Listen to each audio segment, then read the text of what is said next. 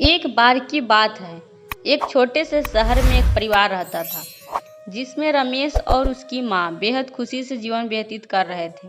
Ramesh auto चलाता था और उससे जो भी आमदनी होती थी माँ बेटा खुशी खुशी उससे गुजारा करते थे। एक दिन उसकी मौसी रमेश के घर आई। उसने रमेश की माँ से रमेश की शादी के बारे में बात की, जिसे सुनकर माँ बहुत खुश हो गई। अब रमेश के लिए एक अच्छी लड़की की तलाश शुरू होती है। कुछ ही दिनों में रमेश की मौसी को रूपा नाम की एक लड़की मिली जो देखने में बेहद खूबसूरत थी। रमेश को भी रूपा बहुत पसंद आई और दोनों ने शादी कर ली। शादी के बाद कुछ दिन बेहद खुशी से बीते, लेकिन रमेश और उसकी माँ को रूपा के बारे में यह नहीं पता था कि रूपा कितनी लालची लड़की है। रूपा ने शादी के कुछ दिनों बाद ही अपने रंग दिखाना शुरू कर दिया था। वह महीने में कई बार किटी पार्टी जैसे सोमराह में जाने लगी थी, जिसके लिए रूपा हर पार्टी में नए कपड़े और कीमती जेवर पहनती थी।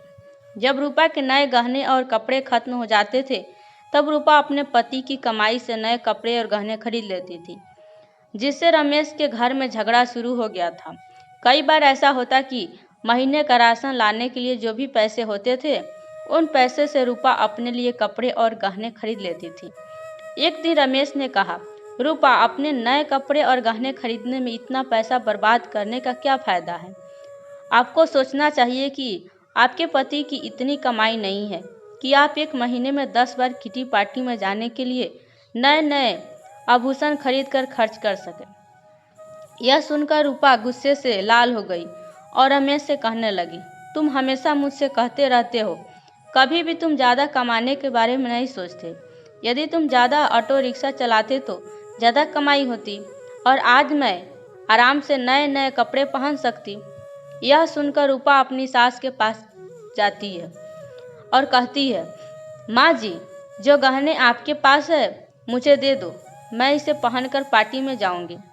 रमेश की माँ ने पूरी बात सुनने के बाद कहा कि पुराने जमाने में सभी बहुएं अपने जेवर सास को देती थी, लेकिन तुम मुझसे गहने मांग रही हो। रूपा ने कहा, तुम गहनों का क्या करोगी, मुझे दे दो।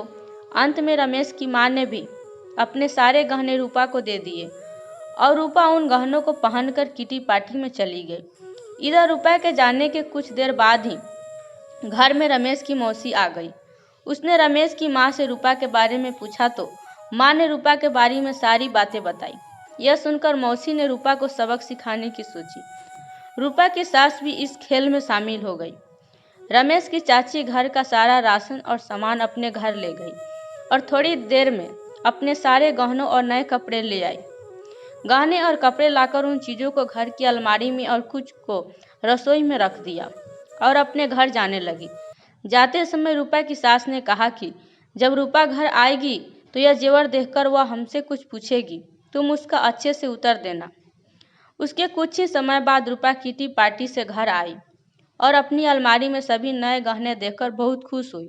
लेकिन शाम को जब रूपा रसोई में खाना बनाने गई तो उन्हें फिर से राशन के डिब्बे में नए गहने मिले, जिसे पाकर रूपा की खुशी का कोई ठिकाना नहीं था।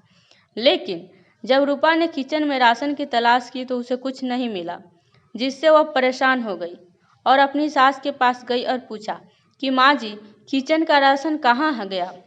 तब सास ने कहा कि बहू, आपको गहने और कपड़े सबसे ज़्यादा पसंद है, इसलिए मैंने घर का सारा राशन और सामान बेचकर आपके लिए नए गहने और कपड़े खरीद लाए हूँ। अब आप इसे पहन सकती हो और पार्टी में जा सकती हो। यह सुनकर रूपा ने कहा कि ठीक है, मगर खाने के बिना मैं गहनों और कपड़ों का क्या करूँगी। तो सास ने फिर जवाब दिया कि अब खाना खाने की क्या ज़रूरत, तुम्हें अपनी सबसे प्यारी चीज़ मिल गई है, तुम्हें इसमें खुशी होनी चाहिए। यह सुनकर रूपा को अपनी हरकत पर पछतावा होने लगा। तभी रमेश की मौसी भी आ गई।